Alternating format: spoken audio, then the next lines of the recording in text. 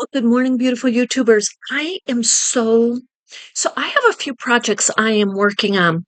I really needed to jump on here before we drop the next video, which is continuing working on our Boro Sashiko inspired quilt or wall hanging.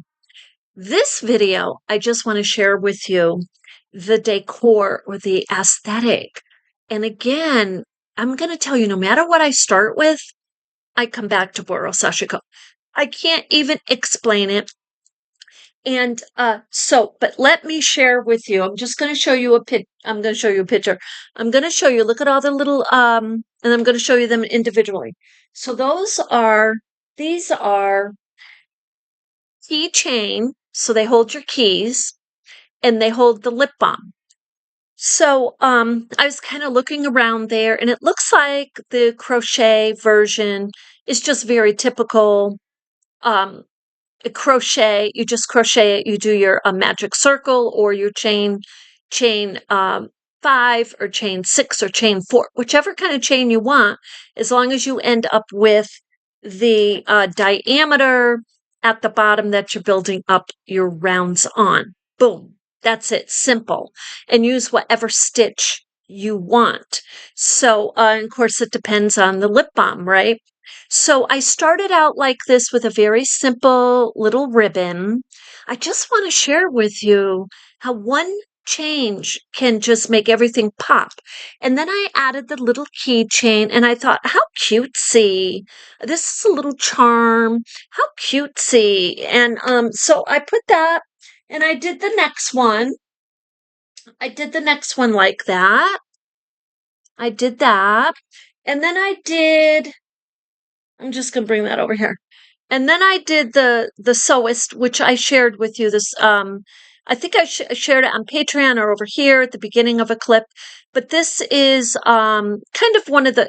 It's not done the exact same way that some of them are doing because I'm using raw edges and I simply sewed them. And then I think I did the clip here a little differently too.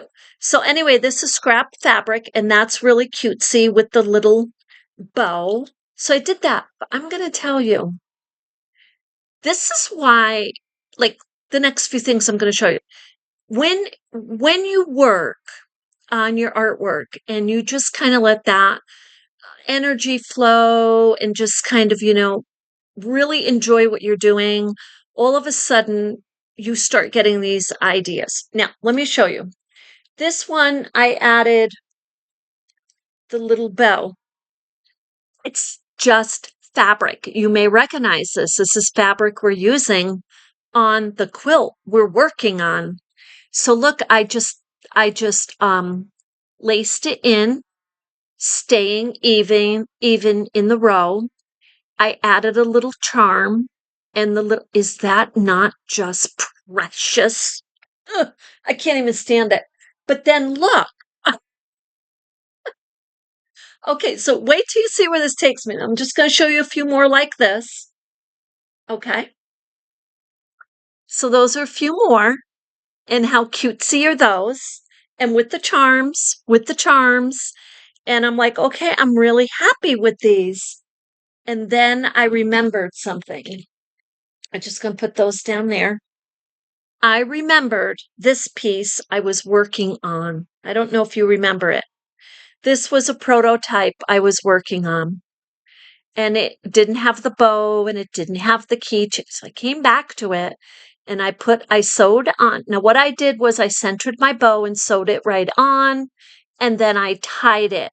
Just a little piece of ribbon, just kind of messing around. That's my prototype. This is the one I'm going to put on my purse, most likely. And there's the little charm. Is that not precious? So then I get this idea, and this is why you are here today.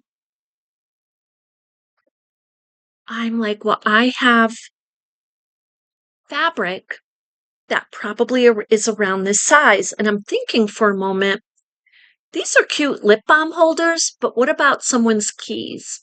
What about something they really, they need a little bit more room, or maybe they have 2 lip balm holders or whatever. That's why I made it this size. So then I remembered this fabric that's been around forever in my fabric bin drawers. And I'm like, what the heck am I going to do with this? It's a nice multi-layered cotton, organic, gorgeous. So yeah. So guess what? Now look at this. Now I had to, here, let me just show you something. Watch how beautifully, let me just go in one more here. But watch how, so this is a Boro Sashiko piece. This is perfect. This piece you see right here, I've had problems figuring out what to do with this because it's very, very thin fabric, very thin cotton, and it's vintage, so it's older. And this piece I've had problems with because it's multi-layered.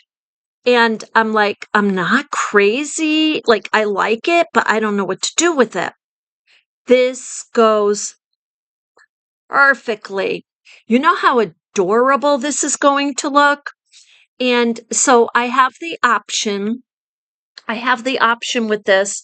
I can fold these down like that if I want. And I'm thinking, I don't think I'm going to do that. I think I'm going to leave them like that, and I'll put some sashiko stitching so that that line of running stitches will deter, it will let it fray to a point, and then it will deter it. So, and if someone really wants to stop fraying, there are many adhesives out there that they can spray on their own, but I'm going to keep it natural. But is that just, and then look, so is this the one? Yeah, this one. So now for the loop, because you notice I have a loop here to put the key ring on. So for the loop, I can either put it on the side like this, or I can just put it right like that. And I think that's how I'm going to put it. But I'm going to put it on, I'm going to choose a side and loop it just like I did that one, this one, because you see I put it on the back or, one side of the hem. That's what I'm going to do. But I will show you because I have this fabric. So, and I have a few other fabrics that are a little bit canvas type. And then I have fabrics of my jeans that I had cut, maybe cut my coin bags out of. So of course these are much smaller. But how adorable is that's a Carmella, yeah. So I'm gonna tell you, size it the way you want, put your loop. But I just thought I would share a lovely way that the fabrics always make. I don't know what it is about it. Even with the coin bags, it just makes them pop. So with that, we'll see you in a little bit. We'll start some sewing, and the video will be in real time as I lay out a little bit more of the design, and we really enjoy it, and I start stitching, and so you can come along. Have a beautiful day.